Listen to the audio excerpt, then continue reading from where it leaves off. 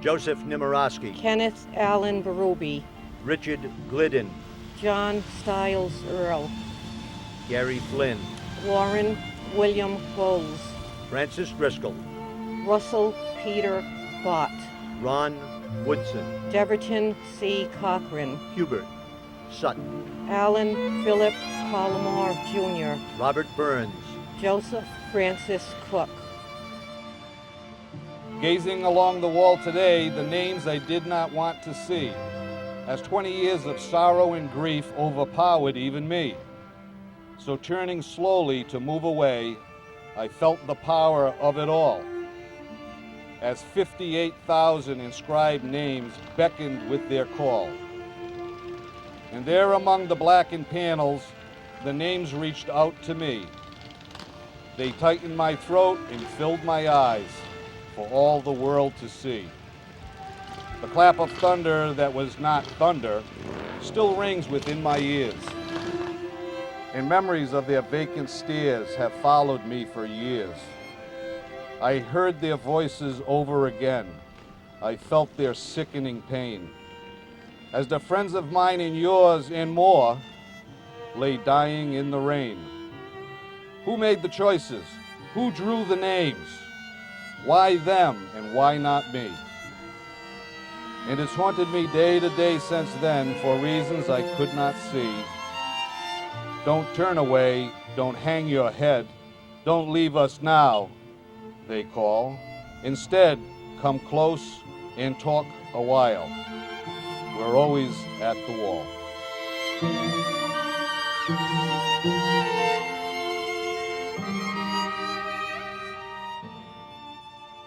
Nothing I have witnessed, no skill that I have employed, can compare to the healing powers of this memorial. Nothing can reach so deeply into the painful parts in the hearts of the haunted, like this wall, wherein lives the essence of those whose names we see, and whose presence emanates from this field of black.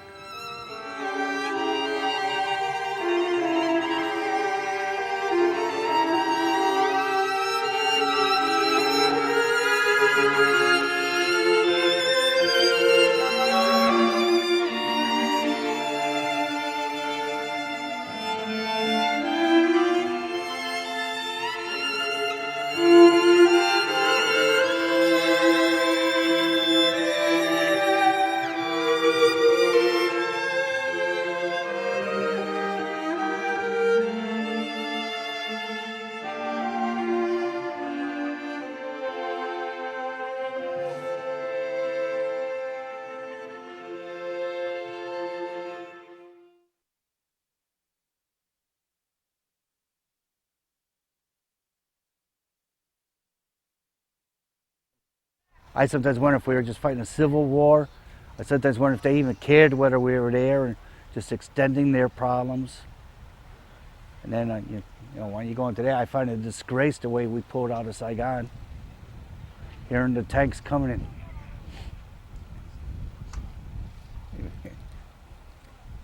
Hearing the tanks coming in, we just, you know, kept pulling our people out. Of course, by then we lost most of our ability to fight because we lost our weapons, you know. They took them back, but I just find it a total disgrace the way we left Saigon. You know, okay, guys, we took care of you for 20 years. The hell, we gotta go home now. You know, it still bothers me. I don't think that was right. In fact, I know it's not right. Because of the date of the Mayaguez rescue falling after the official end of the Vietnam War of April 30th, 1975. May 15th, 1975 was always a stickler for me with other veterans because I'd tell them my Purple Heart date and they would kind of call me a phony or fraud. They didn't really realize after the official end, nobody really paid much attention to what was going on. Our mission was to go in to rescue an American crew of merchant Marines aboard the USS Mayaguez that has been taken hostage by the Khmer Rouge troops on one of the islands bordering Cambodia. We were told that we would probably be facing a handful of non-regular, maybe armed, maybe not armed troops. As it turned out, there was a regiment sitting waiting for us. So basically we were flown into an ambush. The final results were, well, my best friend's the 8th from the last name on the wall. The 18 names at the end of the wall are my comrades. The historians call it a failed mission. Well, at that time, what they're not telling you is that the Khmer Rouge were preparing to invade Thailand. They were building up on the Thai border massively, getting ready to invade. Because of our actions on the Mayaguez rescue, they chose to turn around and take another direction.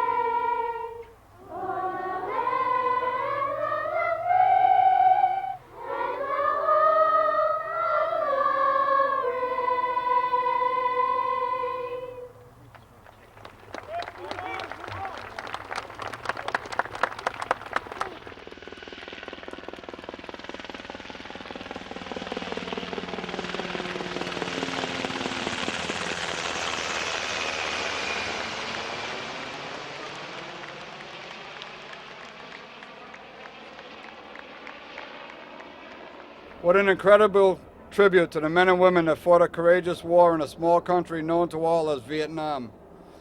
Unfortunately, as we stand here today, our country is engaged in another war, similar to the one we fought years ago, in a far-off land called Iraq. I hate to say it, but someday we'll be visiting another memorial for those men and women that died fighting for the freedom we enjoy. Ladies and gentlemen, war is a terrible thing, but without it, this world will be overrun by the likes of Saddam and Osama. Unlike many others, I support the effort, support the troops that are in harm's way, and the worst thing we can do is show them any different.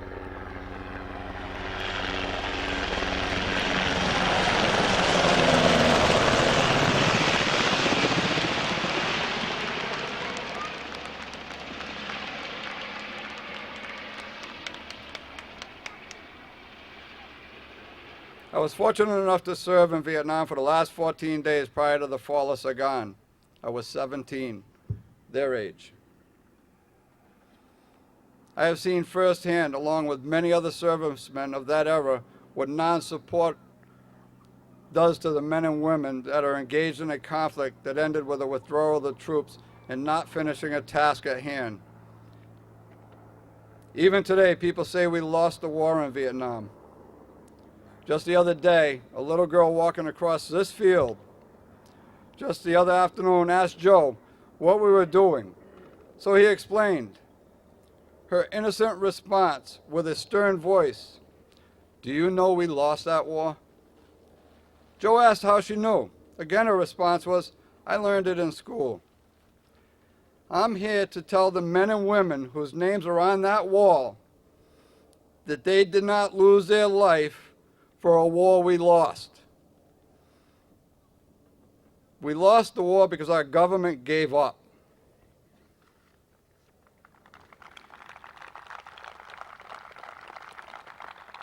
And if the United States learned anything from Vietnam, it is we need to finish what we start and bring everybody home. 100% accountability, nothing less.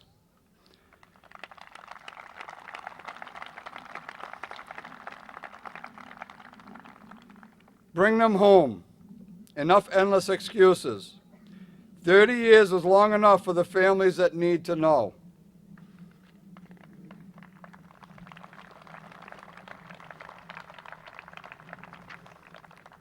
I'll now ask our Native Americans to bless and cleanse the wall.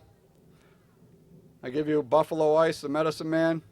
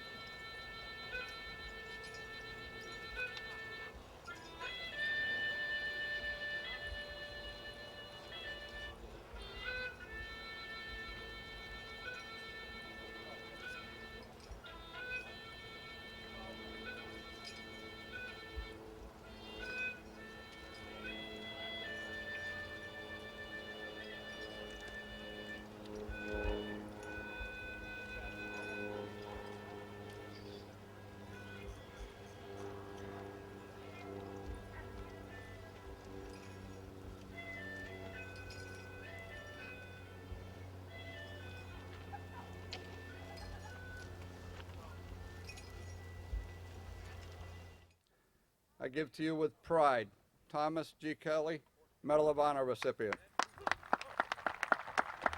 Thank you. Thank you very much. It's great to be back in North Attleborough. I was here 5 years ago, and a night just like this, except for the rain. It was warm, though. I remember that.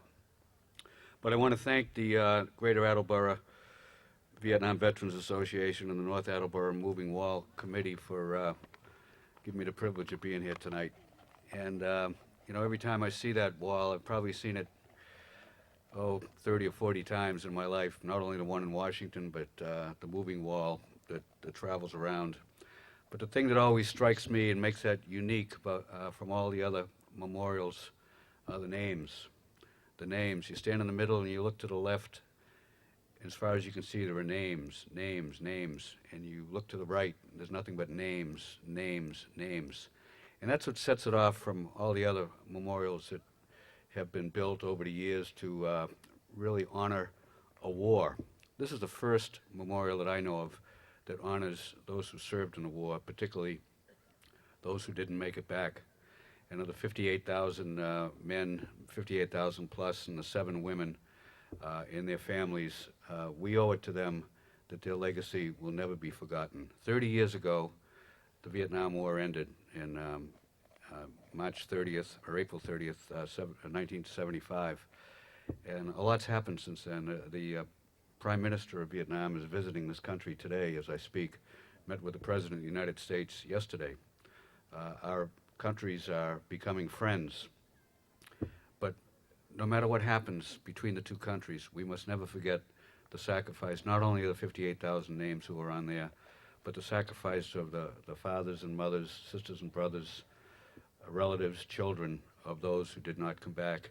And particularly not only those 58,000, but all the men and women who did served honorably in Vietnam and left a legacy that the soldiers today are still trying to carry out. So it's a pleasure and an honor for me to be here, and I pledge that Vietnam veterans will never be forgotten. Thank you.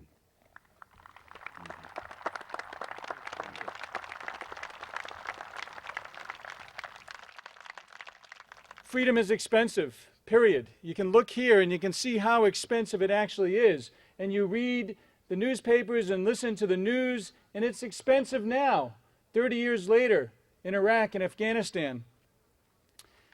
And as was mentioned, I just got back from active duty in Paraguay, and I'm also a JAG in the Army National Guard, and we've mobilized over 8,000 men and women that have gone to Iraq and Afghanistan and through other parts throughout the world to backfill for the active duty soldiers that have fought in the wars overseas. And the common theme, contrary to what the media is letting you know, is that there is great success over there. There is great hope. They are doing wonderful things. They have elections. They have girls can go to school. You know, people can learn. Women can drive. I mean, it just blows my mind when I read and listen to the media reports about how terrible everything is over there. Well, I'll tell you right now, as a member of the armed forces, it's absolutely, positively not true. Now, I can tell you, as was mentioned, I just got back from Paraguay, and I was there as an ambassador to our country and to our state, working with the president, foreign ministers, ministers of defense, and they're a new democracy as of 1992 in South America, and they're fighting against the Al-Qaeda cells and the drug lords and the liberal media personalities there to try to shut down democracy and everything they believe in. And I'll tell you what, they are dying, they are screaming for the freedoms and the rights that we have. They want it so badly that they're also willing to give their lives and do their small part to fight terrorism. You know, my message to them when I was on the radio, TV, and newspaper every day was very simple. Terrorists are cowards, period. You look them in the face, you continue doing everything you do every day, do it right, do it well, do it proudly, and that's the way you fight back against terrorism.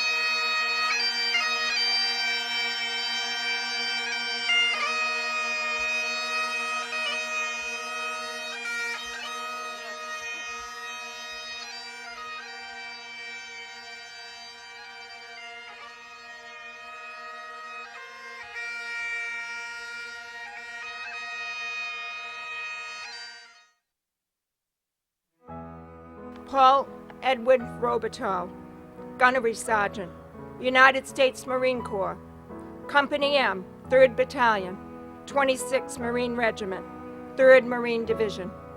Date of birth, June 30th, 1935. Killed in action, February 23rd, 1968, Quang Chu Province, at 32 years old. He was assigned for a tour of duty in Vietnam on January 24th, 1968. 29 days later, on February 23rd, 1968, Paul Edward Robertal died in South Vietnam from wounds received in action due to artillery, rocket, or mortar. Paul's oldest son was 9 years old at the time.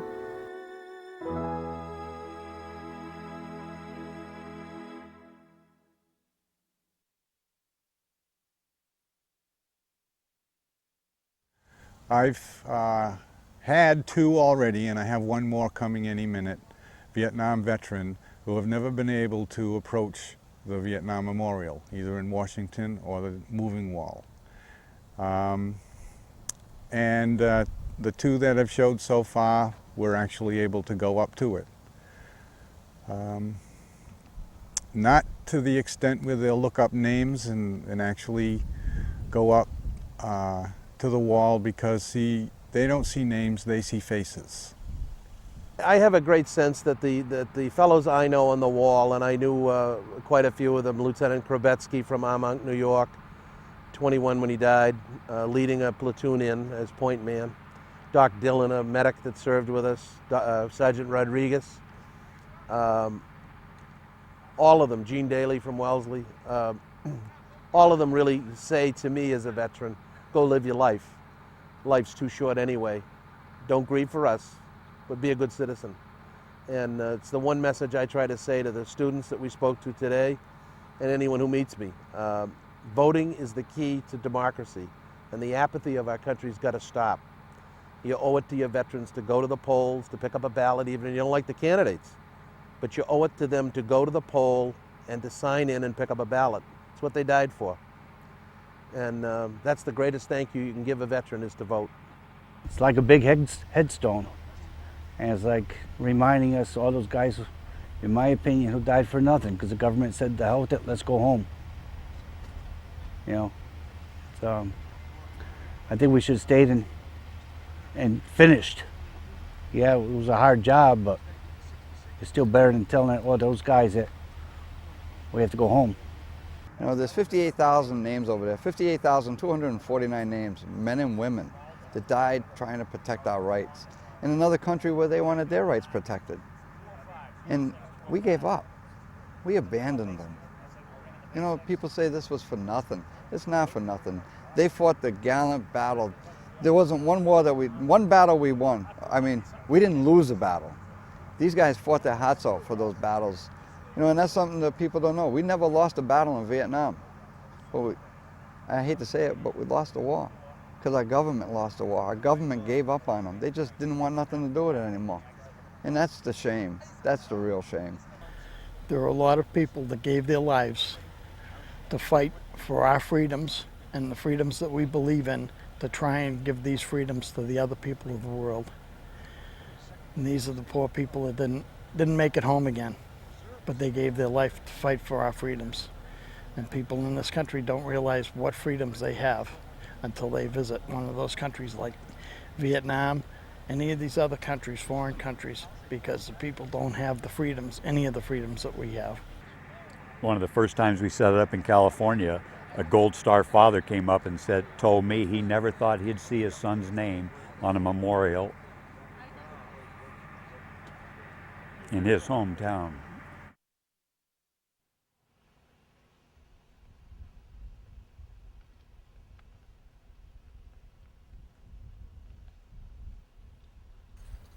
On behalf of family and friends, we, as members of the Benevolent and Protective Order of Elks, are here to pay a tribute of affection and honor to the fallen heroes who have passed through the shadows into everlasting peace.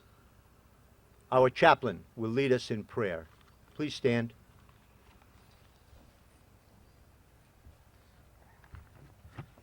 God of our fathers, sons, and daughters, Master of life and of death, we meet to honor the memory of our fallen heroes who thou hast summoned to lay down the burden of mortality and find rest with thee.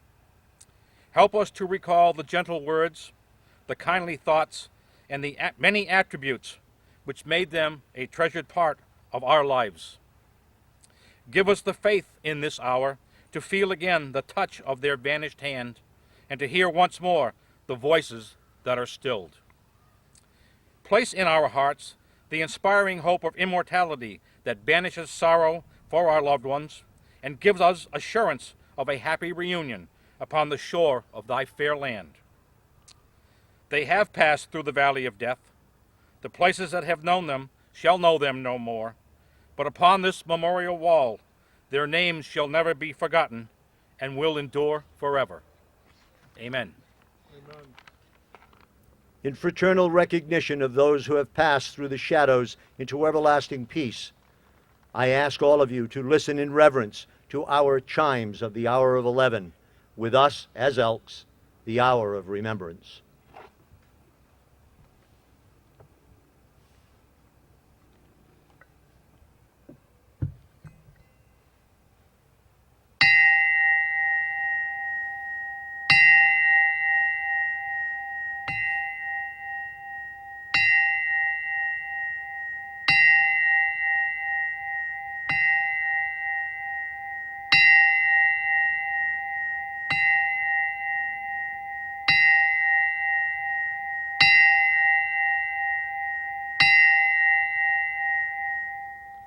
It is the hour of recollection.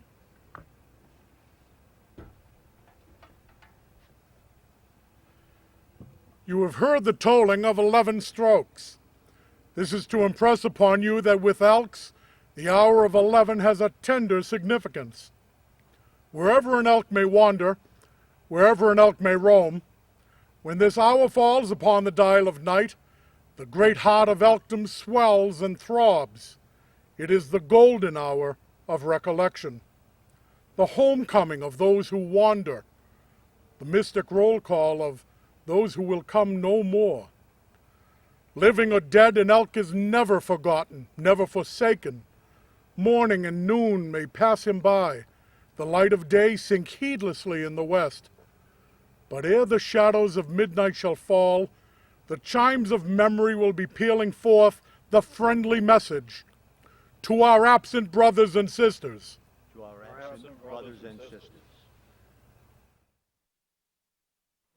Richard Norman Pinsonneau, Hospital Corpsman, 3C, United States Navy, attached to H&S Company, 1st Battalion, 1st Marine Regiment, 1st Marine Division. Date of birth, February 5th, 1947. Killed in action, July 7th, 1968. Operation Scotland 2, Quantry River. He was 21 years old. Richard enlisted in the United States Navy in 1965 and was assigned for a tour of duty in Vietnam in '68. On July 7, 1968, Richard Pinsonneau died from wounds received in action at Quantry River, South Vietnam, as a result of fragment wounds from an enemy explosive device while on Operation Scotland 2.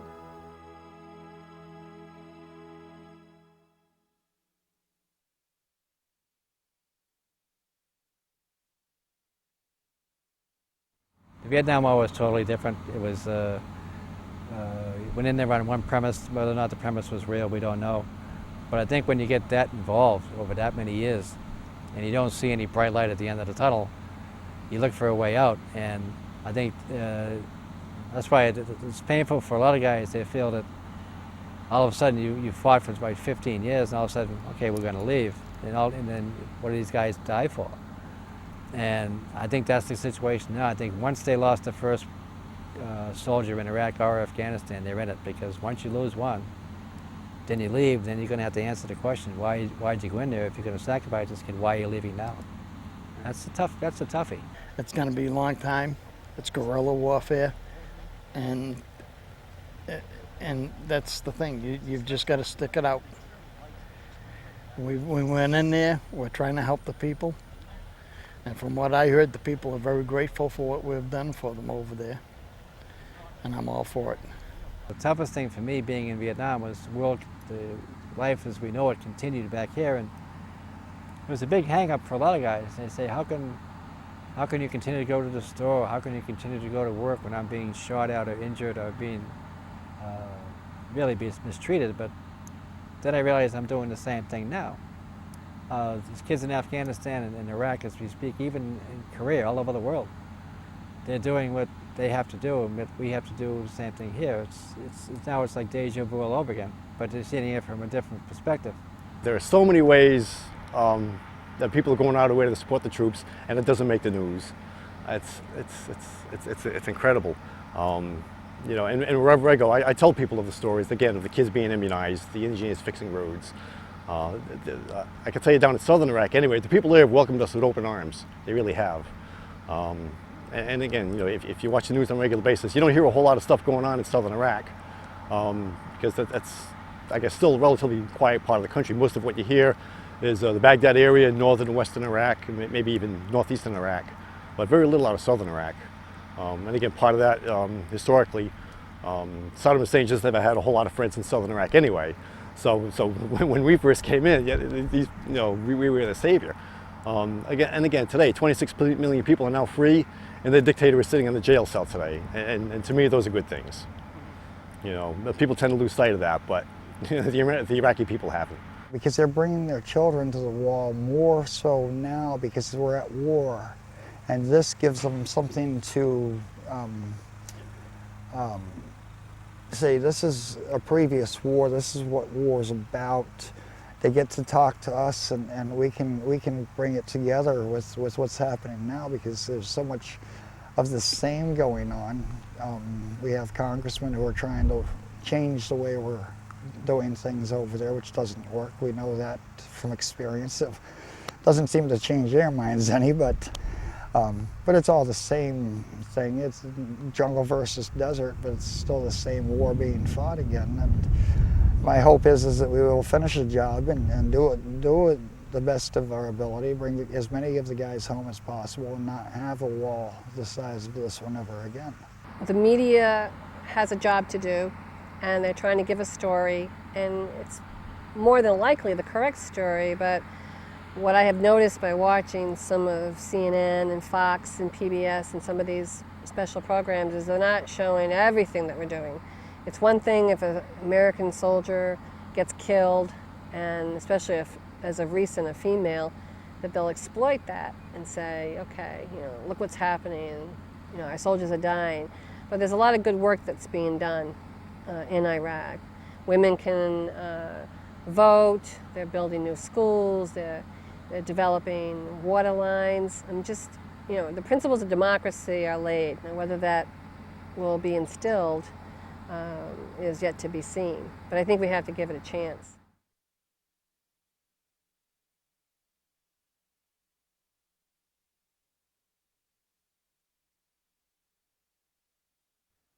Retired Army Colonel Mary Ellen Murphy.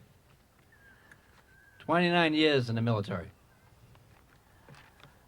Her last duty station, 804th Medical Brigade, Southern Iraq and Kuwait. Ladies and gentlemen, I give you retired Army Colonel Mary Ellen Murphy.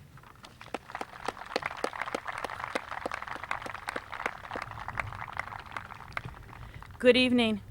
It is an honor and a privilege to be asked to speak to you tonight in honor of the military nurses who served in Vietnam and those who still serve our nation's finest and most valuable resource, our service members. We remember in a special way all those who are present tonight, not only in body, but in spirit. It is the true spirit of nursing that has led us to touch the lives and lift the spirits of all we have cared for. We have a long and proud tradition of conserving the fighting strength and of being the angel on the shoulder of those we care for. We are often the first face the service member sees when they regain consciousness, and many times the last face they see as their spirit slips away. Military nurses have served with honor, dignity, and pride through many wars, conflicts, humanitarian and peacekeeping missions. We were in World War I, World War II, Korea, Vietnam, Bosnia, Kosovo, the Gulf War, Afghanistan, Iraq, and many other missions, too numerous to mention. We have cared for service members and their families all over the world. Wherever we have served, we have also left our legacy, a legacy of lifting spirits and touching lives, a legacy full of caring, compassion, and acceptance. Nurse, it means different things to different people. When you close your eyes and think of nurse, who do you see? Second Lieutenant Carol Ann Elizabeth Drasba, Second Lieutenant Elizabeth Ann Jones, Captain Eleanor Grace Alexander, First Lieutenant Hedwig Diane Orlowski, Second Lieutenant Pamela Dorothy Donovan, First Lieutenant Sharon Ann Lane, Lieutenant Colonel Annie Ruth Graham, Captain Mary Therese Klinker. What do you feel? Compassion, empathy, sadness, joy? We, who are called nurse, share the common experience, have cried the common tear, comforted the sick and dying, mended the broken bodies, and held the shaken and sometimes shattered spirit. Our experiences have forever changed our lives. We are better nurses, prouder Americans, for all we have witnessed, for all we have comforted. We have touched many lives in ways we may never know. There are many service members, men, women, and children that we have cared for and comforted in some way. We have also touched each other's lives and hearts with our collective bond of military nursing. We celebrate and honor all for whom we have cared, and we also celebrate and honor our own nurses who have died before us, especially during the Vietnam War, while lifting the spirits and touching the lives of those for whom they died. May God bless them and each and every one of you. Thank you.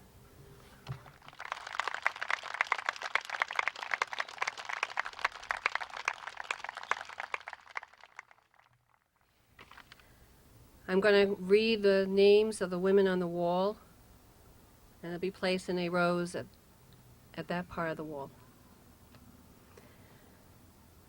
First name, Second Lieutenant Pamela Dorothy Donovan, on the wall at 53 West, line 043. Lieutenant Donovan from Allston, Massachusetts, became seriously ill and died on July 8, 1968. She was assigned to the 85th Evac in Queen Anne. She was 26 years old. Lieutenant Colonel Annie Ruth Graham, on the wall at 48 West, line 012. Chief Nurse at 91st Evac Hospital, Tuhow.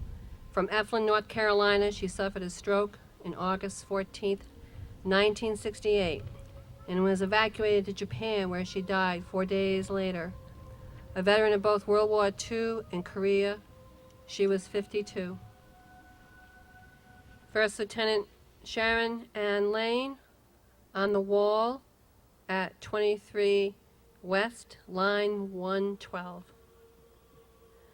Lieutenant Lane died from shrapnel wounds when the 312th Evac at Chulai was hit by rockets on June 8, 1969. From Canton, Ohio, she was a month short of her 26th birthday. She was posthumously awarded the Vietnamese Gallantry Cross with Palm and the Bronze Star for heroism. In 1970, the recovery room at Fitzsimmons Army Hospital in Denver, Colorado, where Lieutenant Lane had been assigned before going to Vietnam, was dedicated in her honor. In 1973, Altman Hospital in Canton, Ohio, where Lane had attended nursing school, erected a bronze statue of Lane. The names of 110 local servicemen killed in Vietnam are on the base of the statue. Captain Marie Therese Klinker, on the wall at 01 West, line 122. Captain Klinker, a flight nurse assigned to Clark Air Base in the Philippines, was on the C-5A Galaxy, which crashed on April 4th outside Saigon while evacuating Vietnamese orphans. This is known as the Operation Baby Lift Crash. From Lafayette, Indiana, she was 27 years old. She was posthumously awarded the Airman's Medal for Heroism and the Meritorious Service Medal. Second Lieutenant Carol Ann Elizabeth Drosba, on the wall at 05 East, line 046. Second Lieutenant Elizabeth Ann Jones, on the wall at 05 East, line 047. Lieutenant Drosba and Lieutenant Jones were assigned to the 3rd Field Hospital in Saigon. They died in a helicopter crash near Saigon, February 18, 1966. Drosba was from Dunmore, Pennsylvania, Jones from Allendale, South Carolina. Both were 22 years old. Captain Eleanor Grace Alexander, on the wall at 31 East, line 008. First Lieutenant Hegwood Diane Orlowski, on the wall at 31 East, line 015. Captain Alexander of Westwood, New Jersey, and Lieutenant Orlowski of Detroit, Michigan, died November 30th, 1967. Alexander, stationed at the 85th Evac, and Orlowski, stationed at the 67th Evac in Queen Anne, had been sent to a hospital in Pleiku to help out during a push. With them, when their plane crashed on the return trip to Queen Anne, were 2 other nurses, Jerome E. Olmsted of Clintonville, Wisconsin, and Kenneth R. Shoemaker Jr. of Owensboro, Kentucky. Alexander was 27, Orlowski 23. Both were posthumously awarded Bronze Stars. The breeze I feel now, with some love, will take the feeling in this field right to heaven. I believe that. There'll be symbolic release of some balloons. They'll also go to heaven with our love. Sure. Please, 1 second, please.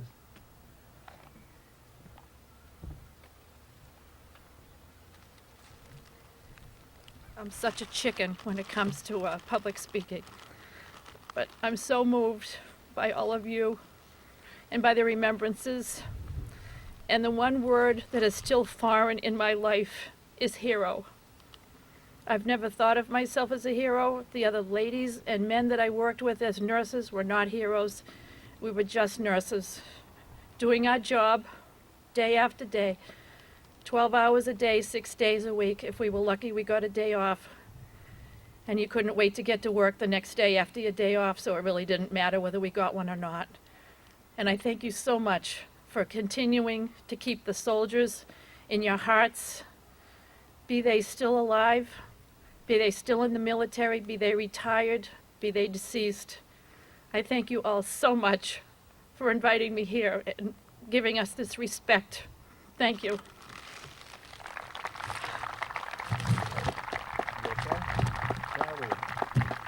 Really proud of you. I love you.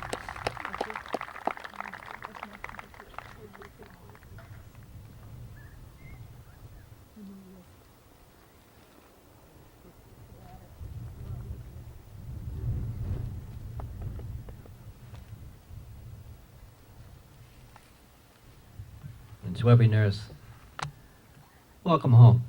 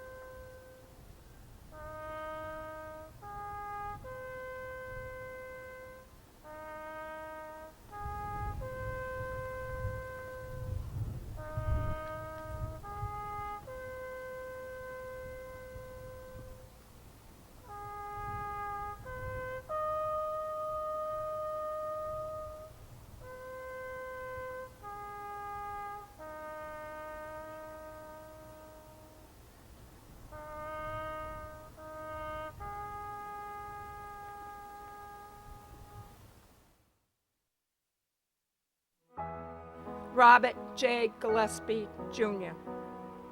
First Lieutenant, United States Army. Platoon Leader, 1st Squadron, 4th Cavalry, 1st Infantry Division. Date of birth, January 12, 1942. Killed in action, August 11, 1968, north of Saigon. Robert was 26 years old. He was commissioned as a 2nd lieutenant. He was assigned for a tour of duty in Vietnam on May 13, 1968. On August 1, 1968, he was promoted to 1st lieutenant. 10 days later, August 11th, Robert J. Gillespie, Jr. died from wounds received in action on the 5th. Under his command, under heavy fire, Gillespie led his platoon with bravery.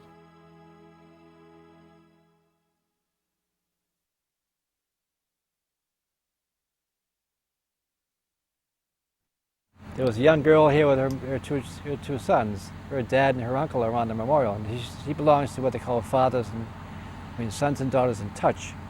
It's out of Washington, D.C. They a bunch of children whose dads or uncles were on a memorial, and they meet generally every Father's Day and have a lay rose ceremony. She called me last week in the office and said she was going to come up here, so we gave her directions.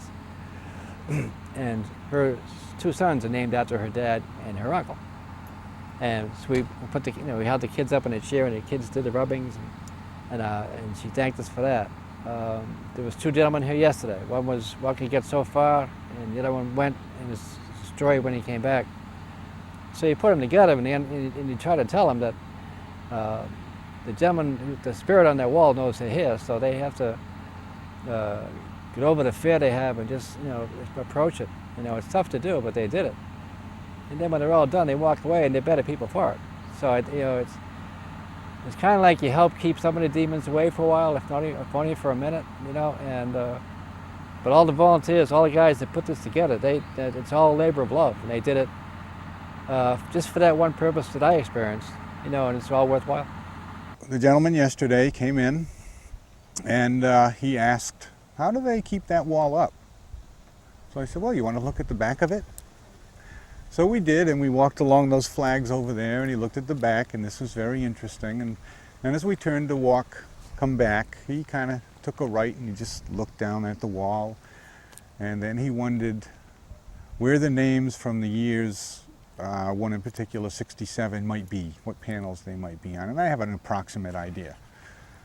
So I said over there, and he was able to just walk by and then come over, and we sat on the bleachers, and he began to talk about a few instances of people he remembered, and he started weeping and sobbing, and immediately tried to suppress that, but I just encourage that. I validate his pain for him and say, this is the work that's required.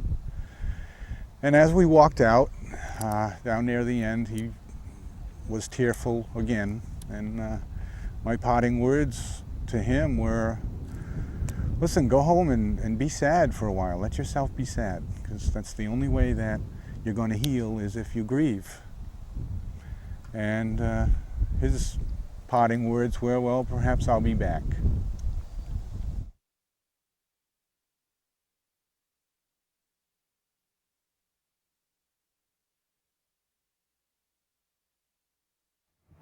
POW, what is a POW? Many Americans today do not know the answer to that question. POW means prisoner of war, an American fighting man captured by the enemy of the United States. An American fighting man no longer having the means to resist, torn from the battlefield and thrown into prison. It sounds pretty simple, but it's not, folks.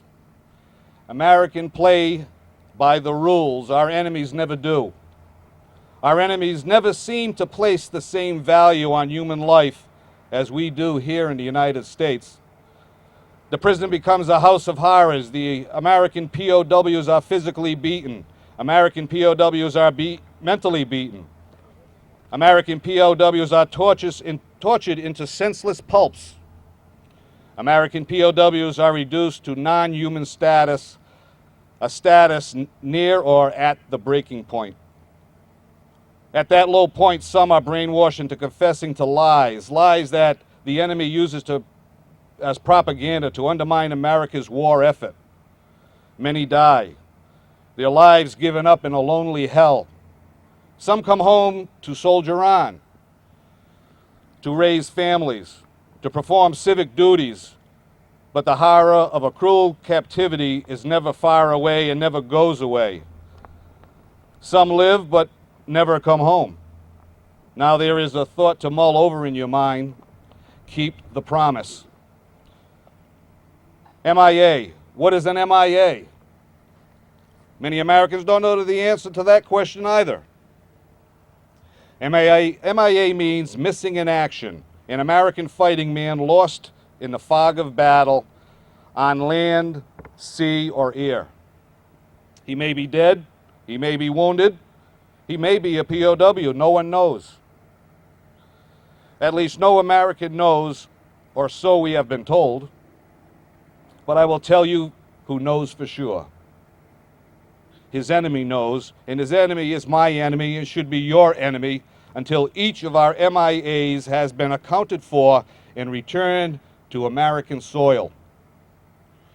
You know what else an MIA is? I'll tell you what else an MIA is. An MIA is a beloved son of a grandson, perhaps a brother, a father, a husband. He is a youthful memory locked in the minds of his loved ones never to be seen again.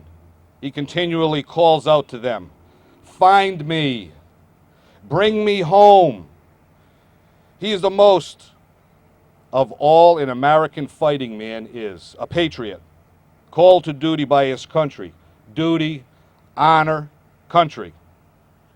"I will do my duty with honor, sir," the promise of a young man. We honor your duty to country. You will not be forgotten. We promise never to leave you behind. That was the promise of his country. My promise and your promise to him, keep the promise. Call or write your congressman tomorrow. Tell them to keep the promise. As veterans, as mothers and fathers, as grandparents, we all know too well that without a POW MIA public awareness program, history may repeat itself. Only this time and the next time, it will involve your children and your grandchildren that we will be remembering right here on our soil. It is with that thought in mind that we now remember our prisoner of wars, missing in actions, and the victims of 9/11, those to whom so many of us owe our freedom. The dinner table you see before you is symbolic of their spirit. It has been sent for those POW MIAs and those still unaccounted for from all our country's involvements in wars here and abroad. They are not here with us today. Their chairs are empty. Let us remember their absence. The tablecloth on the table is white, symbolizing the purity of their intentions and of their sacrifice. The lone candle symbolizes the frailty of a prisoner alone and shines as a guiding light to show them the way home.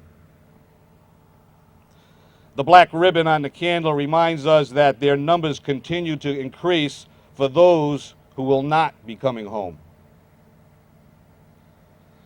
The single rose reminds us of the loved ones and families who never despair or give us hope, who continue to wait and wait and wait, and all they ask is for you to remember. The red, white, and blue ribbon tied around the rose vase is a tangible reminder to all of us. As we look upon the colors of our country's flag, their spirit will never die, so long as we refuse to forget or to let others forget. A slice of lemon is on the bread plate to remind us of their bitter fate. There's only salt on their plate, symbolic of their families' tears as they wait and remember. Their glasses are inverted but not broken. They may yet come home to us, but only if we do not stumble in our duty to bring them home. As you look upon the empty chair, do not remember ghosts of the past. Remember our comrades, our loved ones, and our families. Remember those comrades who we depend upon in battle and who were there for us no matter how tough the fighting or how slim the odds.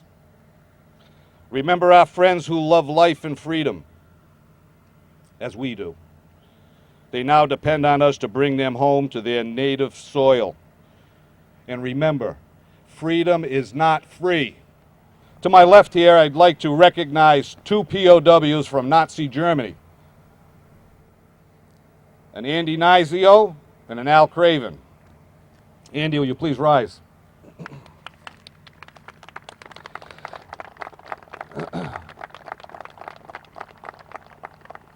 Andy was a POW of World War II. He was captured in France by the Nazis in 1944, held in 12A and Number A and 3B stockades in Germany. And he was repatriatized in 1945 by American troops. Welcome home, Andy.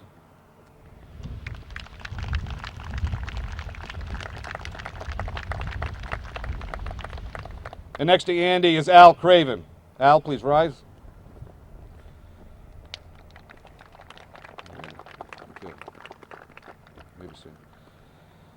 Al Craven's rank at discharge in 1945 was Sergeant 4th grade. Served with the 82nd Airborne Division in World War II. Captured during the airborne invasion of Holland.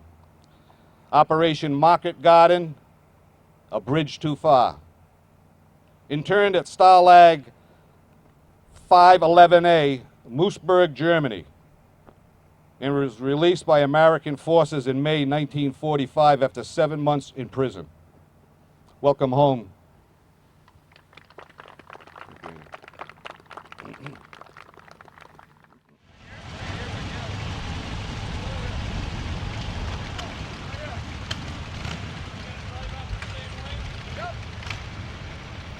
Those who have served and currently serve in the uniformed services of the United States are ever mindful that the sweetness and enduring peace has always been tainted by the bitterness of personal sacrifice. We are compelled to never forget that while we enjoy our daily pleasures of freedom, there are others who have endured and may still be enduring the agonies of pain, deprivation, and intimate. As you walk along the wall that has over 58,000 names on it, remember that every name that you read is the name of a friend or a family member. And that each one of them gave all. So we can continue to have the freedom that we have.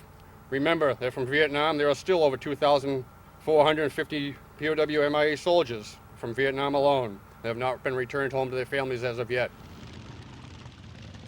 And I pray that nobody ever forgets until the last person is accounted for. And freedom is gained for their families, if not for them themselves, because as long as they're missing in action or believed to be a prisoner of war, their families are prisoners.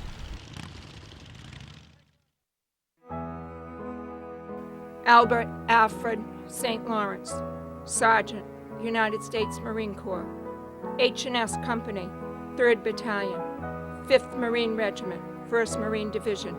Date of birth, December 26, 1943. Killed in action, June 8, 1970, Quang Nam Province, 26 years old.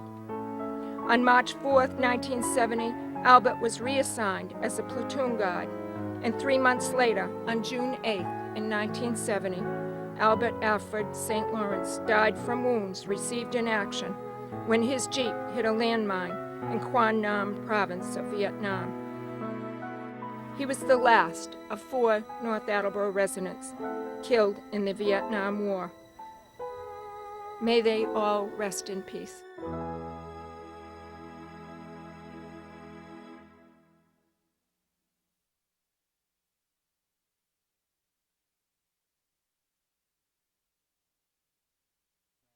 You know, it's hard for me to say. Well, it's not hard for me to say, but if I always feel if I say it, people think, well, yeah, he's got special interest.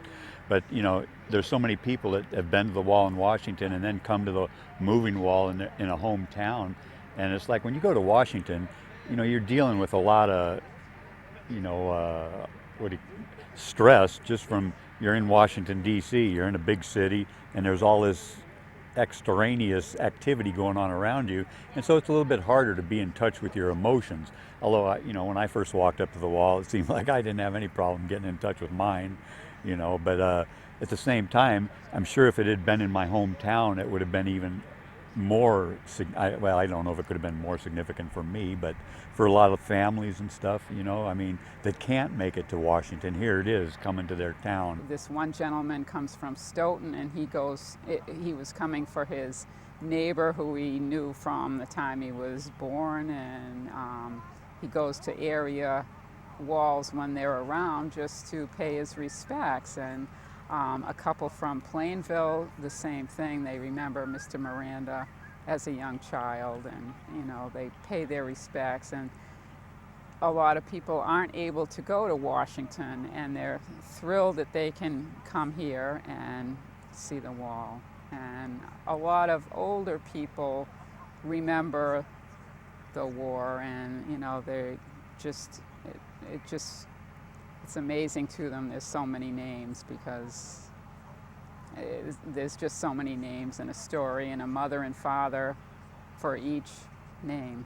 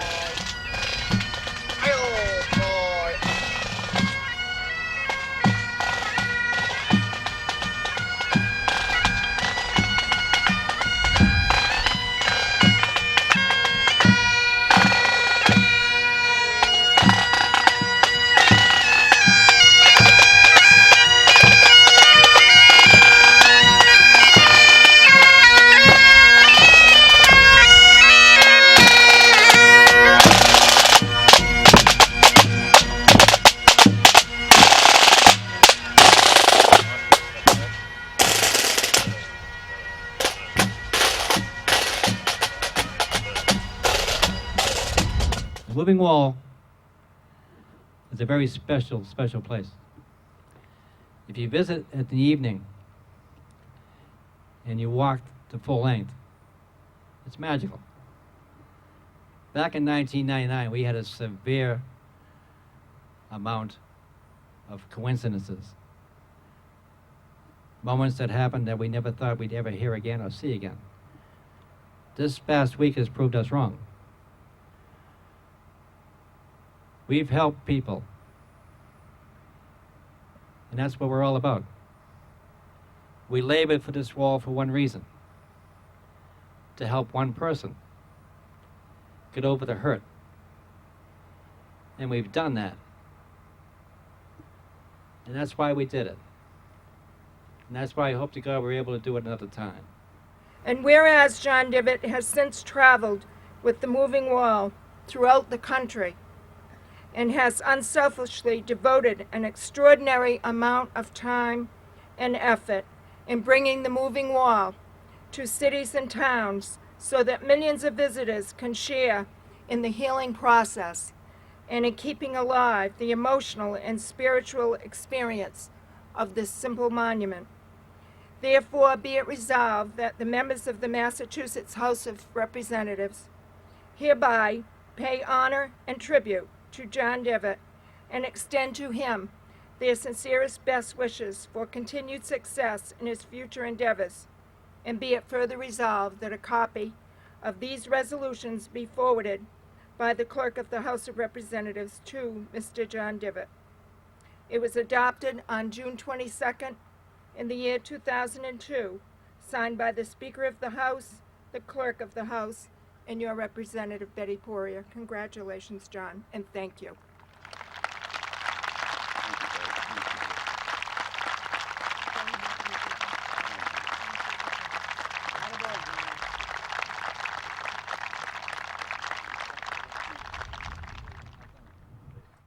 Healing happens slowly. It's true with the body, and it certainly is true with the spirit. It happens a little at a time. The memorial wall that has come to us for this past week has aided in that healing. And I say to my fellow veterans of Vietnam and other wars, don't be impatient with the healing, let it happen.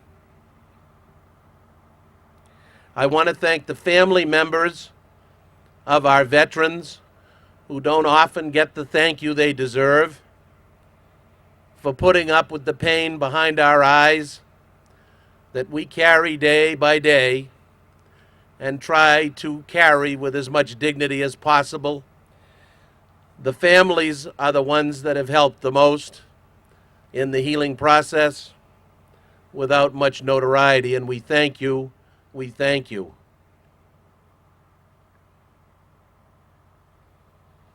I wrote a free prose that I thought might be appropriate for tonight, with your permission. I've entitled it Forever Young. How large were their smiles, how clear I see their faces. No aging has wrinkled the grins. How young, how young. Was it yesterday or so long ago? How does time grind at us and leave them so constant? The slap of their hands is still on my back. A shared cup of coffee still burns at my lip. It matters not where they lie. No grave can contain them or their great and noble spirits. Live on, my friends, my youthful veteran ghosts, phantoms of long ago, lost treasures of a grateful nation. Thank you. On behalf of the Greater Attleborough Vietnam veterans and the North Attleborough Moving Wall Fund, to Mr. John Divot, 1st Cav, Vietnam.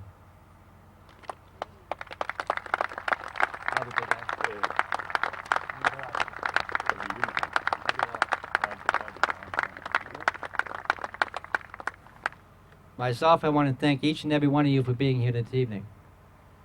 I want to thank everyone for being here all week. I want to thank the military, the police, and the fire department for being here. Since September 11th, the police and the fire department and the military have been on our hearts and minds and our thoughts, and they will continue to be so. Our ribbon to my left, we constructed that ribbon in honor of the police, the fire department, Iraq, and Afghanistan. Many, many years ago, when we returned from Vietnam, the thank yous weren't there. The welcomes weren't there. But they will be now. Every young man that returns home from Iraq and Afghanistan will have our love and support, as I know you will have yours also. So I quietly ask for a moment of silence to remember our young men and women defending our country as we speak.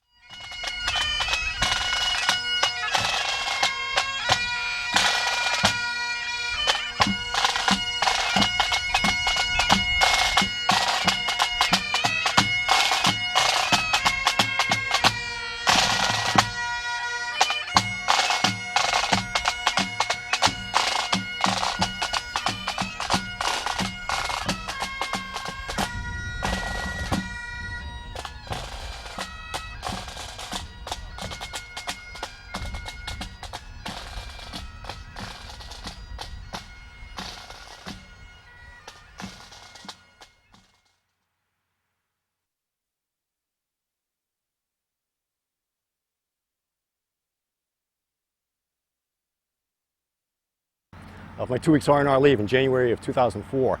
It was a chartered flight from the Middle East. We all came into Baltimore Airport on a Sunday morning around 6:30. And after we got through customs and everything else, there's a long hallway you go through in the international terminal at BWI. And along the way, there was some sergeant majors and colonels and generals there to welcome us home. And then there was a group of guys from a local VFW post.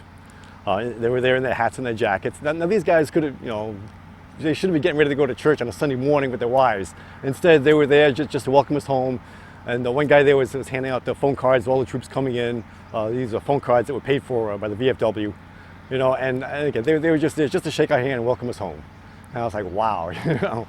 We had mobilized at Fort Drum and we demobilized, which means coming back into a major Army base, and took a bus back to Boston, where my unit's from, and stopped at a rest area. And this woman came up to me, I was buying a coffee, and she gave me $20 and just ran away.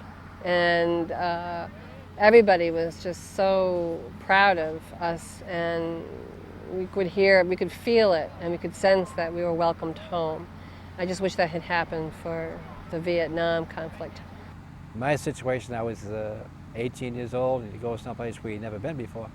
You don't know what to expect, and you're leaving so much behind, you sacrifice everything. And these kids are doing the same thing, and they have no idea what they're going into, but once they're there, then they're experiencing this day by day, and then we understand what they're experiencing day by day. So when you see them come back, or see if even when they come in the Veterans Office down in Town Hall, I tell them, I said, you thank them, you welcome them home, number two.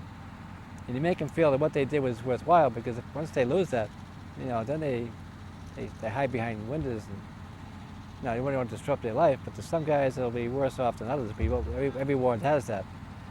But hopefully we can mend a lot more than we can used to before. So. It's been my opinion all along, look, this is for the Vietnam vets, but somebody wanted to put up the ribbon, to get folks to remember those of us who have been there and are there now. So I think it's great that those generations of vets, they're going out of their way to make sure that the vets of my generation aren't forgotten or just looked down upon like they were. In my opinion, people just got to realize when these people come back from Iraq, to thank them, shake their hand. I've done it, because we were treated like garbage when we came home. And a lot of us still got a lot of resentment to that. And certainly our era coming home was not given any kind of reception whatsoever. There weren't discount flights on the commercial airliners, and literally people pull the kids away from you. And of course we were tainted by My Lai, and much probably the way the poor priests are for some bad behaviors as well. They all get branded, and we all were branded as My Lai type mentalities. And a lot of the men on that wall are there because they hellfire rather than to fire, and we're trying to be even more selective. So it's a different age. I think the country realizes the danger we have and the role that our military plays. And for a long time, the public was completely oblivious to the men and women serving in our armed forces that allow us to have the country we have. At first, there was no place for us to go until someone put up that black granite wall. Now every day and night, my brothers and my sisters wait to see the many people from places afar file in front of this wall. Many stopping briefly, and many for hours, and some that have come on a regular basis. It was hard at first, not that it's gotten any easier, but it seems that many of the attitudes towards that war that we were involved in have changed. I can only pray that the ones on the other side have learned something, and more walls like this one needn't be built. Several members of my unit, and many that I did not recognize, have called me to the wall by touching my name that is engraved upon it. The tears aren't necessary, but are hard even for me to hold back. Don't feel guilty for not being with me, my brothers. This was my destiny, as it is yours, to be on that side of the wall. Touch the wall, my brothers, so that we can share in the memories that we had. I have learned to put the bad memories aside and remember only the pleasant times that we had together. Tell our other brothers out there to come and visit me, not to say goodbye, but to say hello, and to be there together again, even for a short time, and to ease the pain, that loss that we all share. Today, an irresistible and loving call comes from the wall. As I approach, I can see an elderly lady, and as I get closer, I recognize her. It's Mama. As much as I have looked forward to this day, I have also regretted it because I didn't know what reaction I would have. Next to her, I suddenly see my wife, and immediately thinking of how hard it must have been for her to come to this place, and my mind floods with pleasant memories of 30 years past. There's a young man in a military uniform standing with his arms around her. My God, is that my son? Look at him, trying to be the man without the tears in his eyes. I yearn to tell him how proud I am, seeing him standing tall, straight, and proud in his uniform. Mama comes closest to the wall, and I feel that soft and gentle touch I had not felt in so many years. Dad crossed to the side of the wall and touched our torch. I try to convey to her that Dad is doing fine and is no longer suffering or feeling pain. I see my wife's courage building as she sees Mama touch the wall, and she approaches and lays her hand on my waiting hand. All the emotions, feelings, and memories of 3 decades past flash between our touch, and I tell her, that's all right. Carry on your life and don't worry about me. I can see as I look into her eyes that she hears and understands me, and a big burden has been lifted from her. I watch as they lay flowers and other memories of my past. My lucky charm that was taken from me and sent to her by my CO. A tattered and worn teddy bear that I can barely remember having as I grew up as a child. And several medals that I have earned and were presented to my wife. One of them is the Combat Infantry badge that I am very proud of, and I notice that my son is also wearing this medal. I had earned mine in the jungles of Vietnam, and he had probably earned his in the deserts of Iraq. I can tell that they are preparing to leave, and I try to take a mental picture of them together, because I don't know when I'll see them again. I wouldn't blame them if they were not to return, and can only thank them that I was not forgotten. My wife and Mama near the wall for one final touch, and so many years of indecision, fear, and sorrow are let go. As they turn to leave, I feel my tears that have not flowed for so many years form as if dewdrops on the other side of the wall. They slowly move away with only a glance over their shoulder. My son suddenly stops and slowly returns. He stands straight and proud in front of me and snaps a salute. Something makes him move to the wall, and he puts his hand upon the wall and touches my tears that have formed on the face of the wall. And I can tell that he senses my presence there and the pride and the love that I have for him. He falls to his knees, and the tears flow from his eyes. I try my best to reassure him that all's all right, and the tears don't make him any less a man. As he moves back, wiping the tears from his eyes, he silently mouths, "God bless you, Dad. God bless you, son. We will meet someday in the meanwhile. Go on your way. There is no hurry. There is no hurry at all."